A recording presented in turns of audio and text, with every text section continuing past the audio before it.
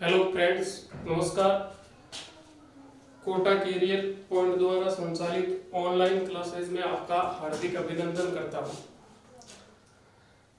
सबसे पहले तो Kota career point school Kuchaman city द्वारा कोरोना के इस महासंकट में विद्यार्थियों के हित को देखते हुए ऑनलाइन क्लासेज शुरू की गई है। इस ऑनलाइन क्लासेज के अंदर मैं अपना एसएसटी सब्जेक्ट का पहला वीडियो आज बनाने जा रहा हूं। वैसे तो आपको पता भी होगा कि कक्षा जो 10th है उसमें एसएसटी जो सब्जेक्ट है उसका थोड़ा पाठ्यक्रम है वो बहुत बड़ा है, काफी लेंथली है। उसमें 4 बुक्स हैं, जिसमें बुक्स में कुल 20 चैप्टर है, यानी 20 अध्याय है। उन 20 अध्याय में से पहले जो 4 अध्याय है 1 से 4 तक वो है इतिहास के, यानी हिस्ट्री से संबंधित ये 4 अध्याय है। उसके बाद लेसन नंबर 5, 6 और 7 ये है राजनीतिक विज्ञान से संबंधित। उसके बाद लेसन नंबर 8, 9, 10, 11, 12 और 13 ये है भूगोल, ज्योग्राफी से संबंधित। ये जो 8, 9, 10, 11, 12 और 13 ये जो 6 चैप्टर है वो भूगोल से संबंधित है। उसके बाद लेसन नंबर 14, 15, 16, 17 और 18 ये है आपके अर्थशास्त्र से संबंधित, यानी इकोनॉमिक्स से, अर्थशास्त्र से संबंधित। फिर लेसन नंबर 19 है वो है स्वच्छता से संबंधित। और फिर लेसन नंबर 20 है वो है सड़क सुरक्षा। ये टोटल 10th क्लास की एसएसटी की बुक में टोटल 20 लेसन है और इस प्रकार इनका अलग अलग डिवाइडेशन है कि भाई अध्याय नंबर 1 से 4 तक है वो हिस्ट्री का पोर्शन है, इतिहास का। चैप्टर नंबर 5, 6 और 7 ये राजनीतिक विज्ञान से, पॉलिटिकल साइंस से है। लेसन नंबर 8, 9, 10, 11, 12 और 13 ये भूगोल से संबंधित है। लेसन नंबर 14, 15, 16, 17 और 18 ये अर्थशास्त्र से संबंधित है। लेसन नंबर 19 है वो स्वच्छता से संबंधित है, स्वच्छता के बारे में उसमें बताया गया है। और लेसन नंबर 20 है वो सड़क सुरक्षा से संबंधित है। वैसे तो एसएसटी का सिलेबस है वो बहुत लंबा चौड़ा है, लेकिन इसको अगर हम माध्यमिक शिक्षा बोर्ड द्वारा जारी किया गया जो ब्लूप्रिंट है उस ब्लूप्रिंट के आधार पर अगर इसके अंदर हम तैयारी करते हैं तो इसमें बहुत अच्छे मार्क्स लाए जा सकते हैं। ब्लूप्रिंट में क्या होता है कि हर अध्याय में से ये निश्चित होता है कि किस अध्याय में से, किस लेसन में से कितने नंबर का और कौन सा क्वेश्चन आएगा। कि भाई अति लघुतरात्मक प्रश्न आएगा जो 1 नंबर का होता है। फिर लघुतरात्मक फर्स्ट होता है जिसकी उत्तर शब्द सीमा है वो 40 शब्दों तक होती है, वो 2 नंबर का क्वेश्चन होता है। फिर 4 नंबर का क्वेश्चन लघुतरात्मक सेकंड जिसको बोलते हैं, उसकी उत्तर शब्द सीमा वो 100 शब्द होती है, 100 शब्दों में उत्तर लिखा जाता है। और उसके बाद 6 नंबर का क्वेश्चन आता है, एक 7 नंबर का क्वेश्चन भी आता है। तो इसके लिए पार्ट निर्धारित है कि किस पार्ट में से अति लघुतरात्मक प्रश्न आएगा, किस पार्ट में से लघुतरात्मक प्रश्न आएगा और किस पार्ट से निबंधात्मक प्रश्न आएगा। इनका अलग अलग डिवाइडेशन किया गया है। तो जैसे जैसे हम जो जो लेसन पढ़ेंगे उसके साथ साथ में मैं आपको बताता रहूंगा कि कौन सा पार्ट है वो कितने नंबर का है और इस पार्ट में से कितने नंबर का क्वेश्चन आएगा। तो सबसे पहले शुरुआत करते हैं इतिहास से। तो पहला अध्याय है इतिहास के अंदर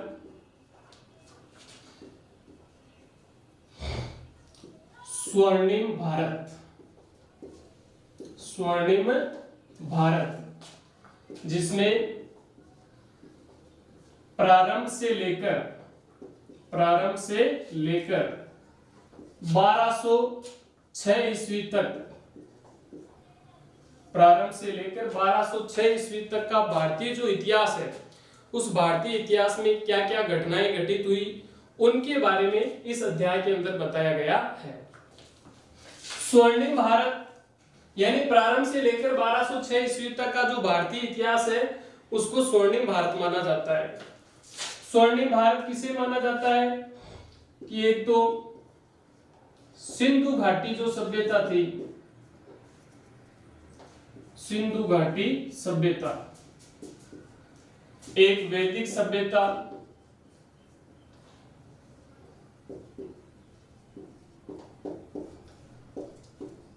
महाभारत, रामायण, इन सब का जो काल था, सिंधु घाटी सभ्यता, वैदिक सभ्यता, महाभारत, रामायण, इन सब का जो काल था, इसी काल को क्या कहा जाता है? स्वर्णिम भारत के नाम से जाना जाता है।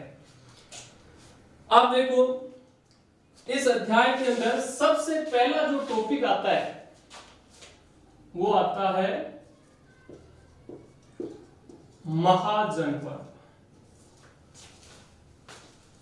और इस अध्याय में बता दूं आपको कि इस अध्याय में से बोर्ड के एग्जाम में ये अध्याय है वो पूरा 5 नंबर का है। कितने नंबर का है? 5 नंबर का। इस अध्याय के अंतर्गत एक प्रश्न तो आता है 1 अंक का, अति लघुतरात्मक प्रश्न, अति लघुतरात्मक प्रश्न, जिसका उत्तर आपको केवल 20 शब्दों में देना होता है। और एक प्रश्न इसी अध्याय में से आता है 4 अंक का, जिसका उत्तर आपको देना होता है लगभग 150 शब्दों में, सॉरी 100 शब्दों में। तो टोटल पार्ट है, ये लेसन है, 5 नंबर का है। 1 नंबर का 1 अंक का अति लघुतरात्मक प्रश्न आएगा और एक प्रश्न है वो 4 नंबर का आएगा, जिसका उत्तर आपको 100 शब्दों में देना होता है। तो सीधी सी बात है, इस अध्याय के अंदर आपको हर एक चीज का बारीकी से अध्ययन करना पड़ेगा, क्योंकि 1 नंबर का जो सवाल आता है, क्वेश्चन आता है, प्रश्न आता है, वो कहीं से भी आ सकता है। इसलिए आपको इस अध्याय की हर बात को, हर टॉपिक को बिल्कुल गहनता से इसका क्या करना पड़ेगा? अध्ययन करना पड़ेगा। जैसे पिछले बोर्ड एग्जाम में जो क्वेश्चन आए वो मैं बता दूं आपको। छोटे जो 2 क्वेश्चन आए थे, 2018 के बोर्ड एग्जाम में क्वेश्चन आया था अशोक के रोमनदेही अभिलेख से आप क्या समझते हैं, यानी अशोक का रोमनदेही अभिलेख क्या था। फिर 2019 में जो बोर्ड एग्जाम हुआ था उसके अंदर इसमें से छोटा 1 नंबर का क्वेश्चन आया था, कोई 2 महाजनपदों के नाम बताइए। तो इस प्रकार का छोटा क्वेश्चन इस पार्ट में से आता है, इसलिए आपको इस पार्ट का बिल्कुल गहनता से अध्ययन करना होगा। तो सबसे पहले टॉपिक है महाजनपद। महाजनपद की परिभाषा कि महाजनपद किसे कहते हैं, क्या है महाजनपद? तो देखो महाजनपद की परिभाषा क्या है?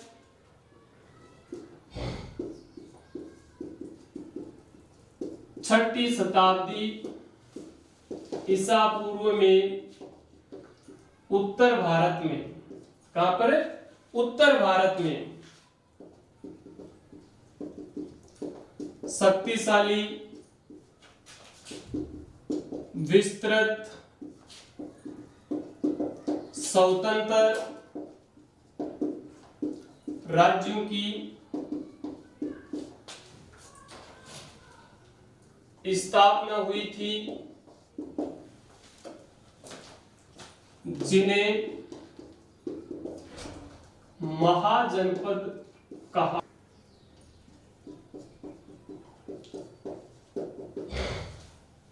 तो महाजनपद की परिभाषा क्या हुई? 6ठी शताब्दी में। कब? 6ठी शताब्दी में, 6ठी शताब्दी ईसा पूर्व में उत्तर भारत में, कौन सा भारत? उत्तर भारत में शक्तिशाली यानी बहुत बड़े, विस्तृत यानी लंबे चौड़े क्षेत्र में स्वतंत्र राज्य, कैसे राज्य? स्वतंत्र राज्यों की क्या हुई थी? स्थापना, जिन्हें क्या कहा गया था? महाजनपद। जनपद, जनपद से ही क्या बना है, महाजनपद। जनपद किसे कहते हैं, जनपद का मतलब होता है किसी स्थान पर एक ही वंश, जाति या कबीले के जो लोग निवास करते हैं उसको क्या कहते हैं, जनपद। और जनपद का बड़ा रूप जिसमें कई छोटे छोटे क्षेत्र सम्मिलित होकर वो क्या बन गया था, महाजनपद। अब देखो इस महाजनपद की समयावधि, समयावधि का मतलब 1 नंबर का क्वेश्चन है, ये भी इंपॉर्टेंट क्वेश्चन है। महाजनपद की समयावधि बताइए। तो महाजनपद की समयावधि यानी कब से कब तक का जो समय था उसको महाजनपद का समय कहा गया है। तो महाजनपद की समयावधि थी 600 ईसा पूर्व से 325 ईसा पूर्व तक का जो समय था वो महाजनपद का समय था। 600 ईसा पूर्व से 325 ईसा पूर्व तक। अब देखिए यहां पर मैंने ईसा पूर्व लिखा है। ईसा पूर्व का मतलब होता है इतिहास के अंदर 2 प्रकार की सन होती है कि एक तो जिसके आगे केवल ईस्वी होता है वो तो हमेशा होती है बढ़ते क्रम में, उसको तो कैसे लिखते हैं, बढ़ते क्रम में, है ना।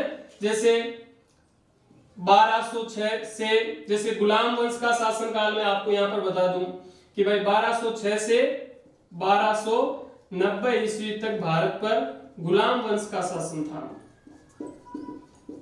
तो यहां पर देखो 1206 से 1290 बढ़ते हुए क्रम में, इसलिए यहां पर इनके आगे क्या लिखा हुआ होगा, ईस्वी। और इतिहास के अंतर्गत जहां पर भी सन घटते क्रम में लिखी हुई होती है, किस क्रम में, घटते हुए क्रम में, उसके आगे आपको लिखा हुआ मिलेगा क्या, ईसा पूर्व या ईस्वी पूर्व। जैसे मैं आपको मौर्य वंश का एक शासक था चंद्रगुप्त मौर्य, चंद्रगुप्त मौर्य। इस चंद्रगुप्त मौर्य का शासनकाल, इसका शासनकाल था 322 ईसा पूर्व से 298 ईसा पूर्व। देखो यहां पर ईसा पूर्व है, क्यों है, क्योंकि यहां पर सन क्या है, घटते क्रम में। 322 से आगे नहीं है, 322 से कम है, 298 ईसा पूर्व का मतलब ये ईसा पूर्व की घटना, इसलिए इसको हम क्या लिखेंगे, घटते क्रम में। तो ऐसे ही महाजनपद काल की जो समय अवधि है वो थी 600 ईसा पूर्व से 325 ईसा पूर्व तक का जो समय था वो महाजनपद का समय था।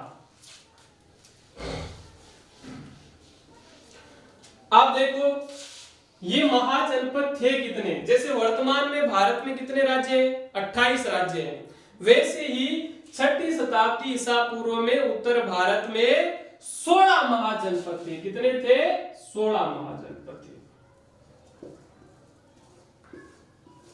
जैसे वर्तमान में 28 राज्य है, वैसे ही 6ठी शताब्दी ईसा पूर्व में उत्तर भारत में 16 राज्य थे।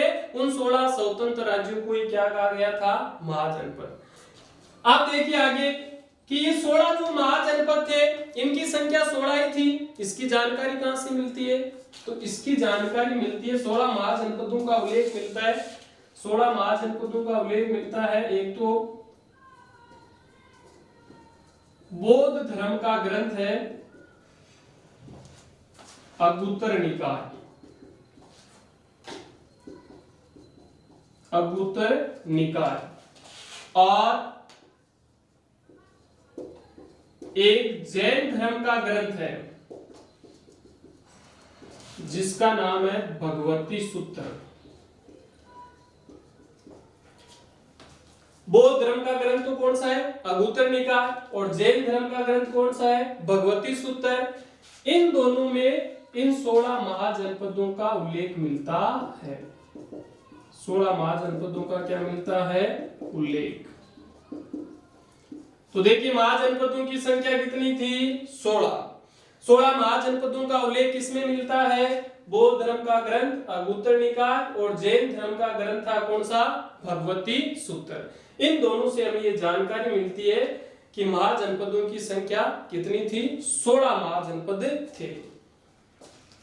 अब देखिए कि ये 16 महाजनपद, 16 स्वतंत्र राज्य 6ठी शताब्दी ईसा पूर्व में कौन कौन से थे।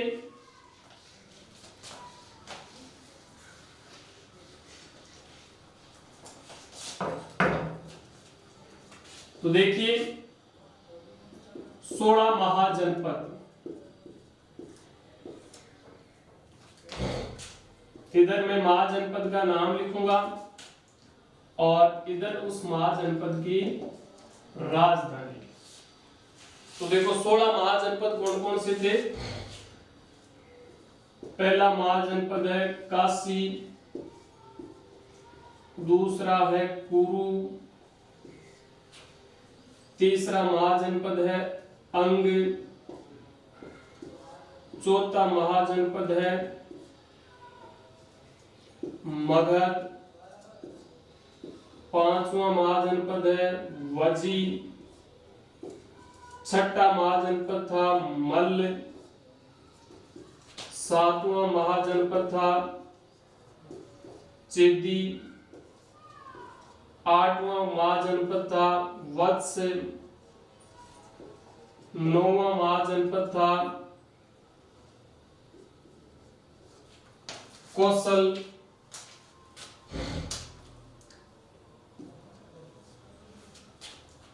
10वां महाजनपद था पांचाल, 11वां महाजनपद था मत्स्य,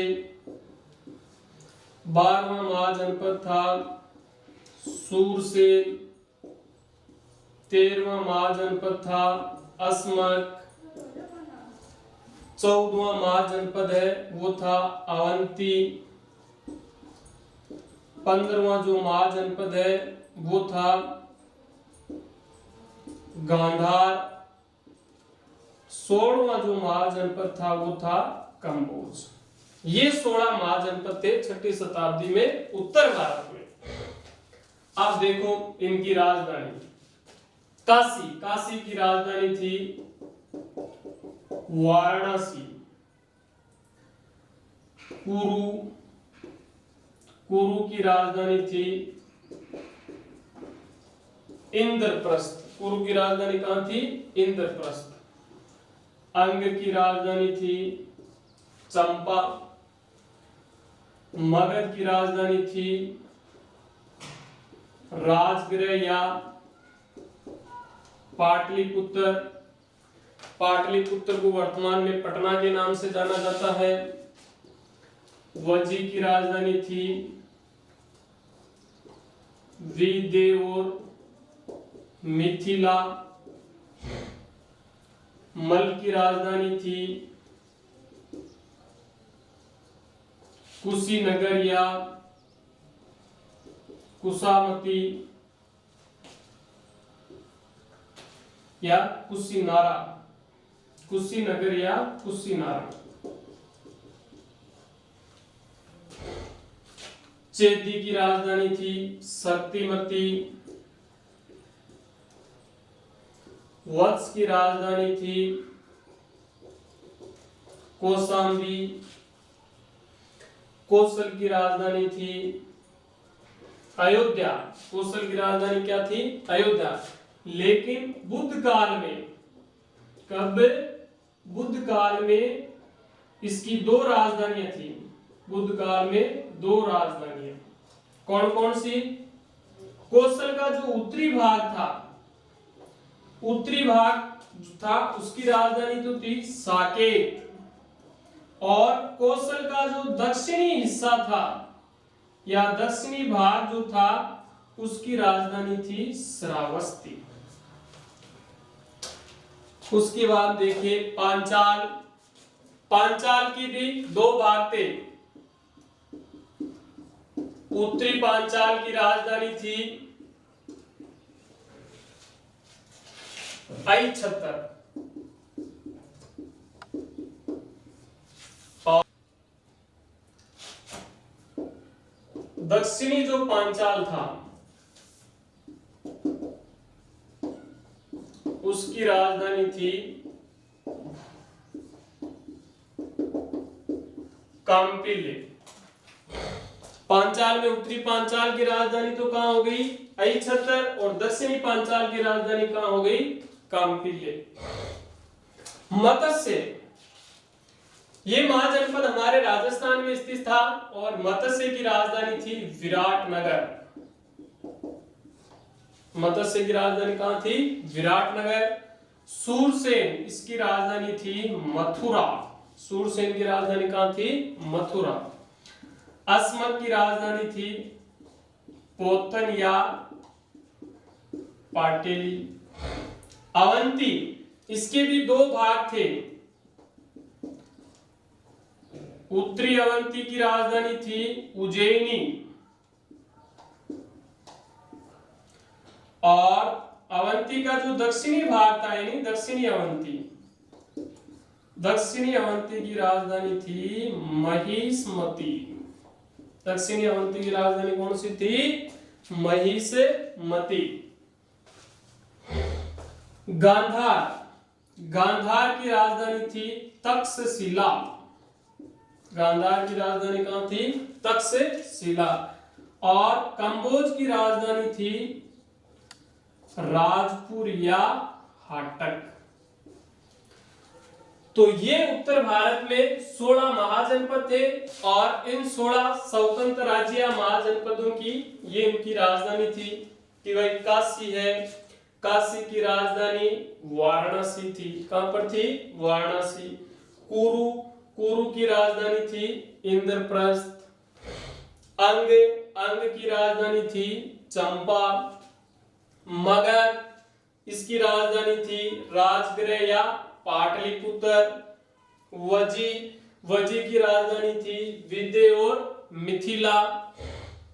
मल की राजधानी थी कुशीनगर या कुशीनारा। चेदी की राजधानी थी शक्तिमती। वत्स की राजधानी थी कौशाम्बी। कौशल की राजधानी थी अयोध्या। बुद्ध काल में इसकी दो राजधानियां थी। कौशल का उत्तरी भाग है उसकी राजधानी साकेत थी। कौशल का दक्षिणी भाग है उसकी राजधानी श्रावस्ती थी। पांचाल, पांचाल में उत्तरी पांचाल की राजधानी थी अहिछत्तर। दक्षिणी पांचाल की राजधानी थी कांपिले। मत्स्य की राजधानी थी विराटनगर। सूरसेन इसकी राजधानी थी मथुरा। अस्मक की राजधानी थी पोतन या पाटेली। अवंती की राजधानी थी, अवंती में उत्तरी अवंती की राजधानी थी उज्जैनी। दक्षिणी अवंती की राजधानी कहां थी? महिष्मती। गांधार, गांधार की राजधानी थी तक्षशिला। कंबोज, कंबोज की राजधानी थी राजपुर या हाटक। तो ये 16 महाजनपद और इन 16 महाजनपदों की ये 16 राजधानियां थी। अब देखो इनमें से सबसे बड़ा जो महाजनपद था वो था मगध। सबसे शक्तिशाली महाजनपद, सबसे शक्तिशाली महाजनपद कौन सा था? मगध। इसको आप अगर नोट करो तो नीचे यहां पर नोट लगाकर लिख देना, मगध सबसे शक्तिशाली महाजनपद था। कौन सा? मगध सबसे शक्तिशाली महाजनपद था। आप देखिए अगर प्रश्न आता है कि राजस्थान में स्थित महाजनपदों के नाम बताइए, तो राजस्थान में स्थित जो महाजनपद थे, राजस्थान में स्थित महाजनपद, तो राजस्थान में स्थित महाजनपद थे दो। एक तो था कौन सा? मत्स्य और दूसरा था सूरसेन। एक तो मत्स्य और एक सूरसेन। ये दो महाजनपद कहां स्थित थे? वर्तमान हमारा जो राजस्थान राज्य है उस राजस्थान राज्य में स्थित थे। प्रश्न आ सकता है, इंपॉर्टेंट क्वेश्चन है कि राजस्थान में स्थित महाजनपदों के नाम बताइए। तो राजस्थान में दो महाजनपद स्थित थे, मत्स्य, सूरसेन महाजनपद। तो ये आपके 16 महाजनपद। आप देखिए ये 16 जो महाजनपद थे, ये 16 महाजनपद, अब हम थोड़ा भारत का जो मानचित्र है उसमें देख लेते हैं कौन कौन सा महाजनपद भारत में कहां कहां स्थित था। तो मैथ के द्वारा देख लेते हैं।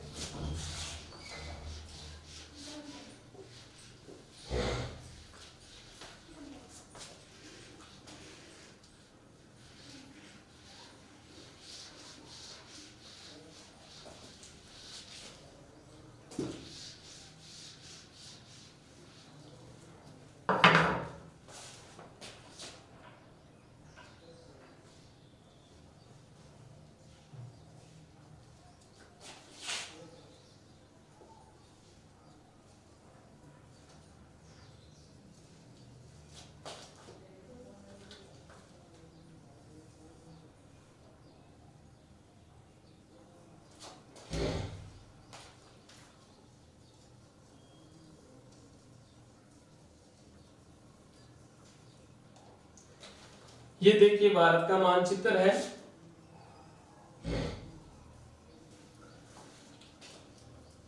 तो 16 जो महाजनपद थे वो कहां कहां पर स्थित थे। देखो सबसे पहला जो महाजनपद है काशी, ये यहां पर था। कौन सा महाजनपद? काशी। इस जगह काशी महाजनपद। काशी जो महाजनपद है, ये काशी महाजनपद वर्तमान में हमारा जो उत्तर प्रदेश राज्य है, उस उत्तर प्रदेश राज्य में जो वाराणसी क्षेत्र था, जो इसकी राजधानी भी थी, उस वाराणसी के आसपास का क्षेत्र था, वो काशी महाजनपद के नाम से जाना जाता था। उसके बाद दूसरा महाजनपद है आपके कुरु। कौन सा है? कुरु। कुरु जो महाजनपद है, जिसकी राजधानी थी इंद्रप्रस्थ, वर्तमान में जो दिल्ली है, मेरठ है, गाजियाबाद है, इनके आसपास का जो क्षेत्र है, वर्तमान में दिल्ली, मेरठ और गाजियाबाद, इनके आसपास का जो क्षेत्र है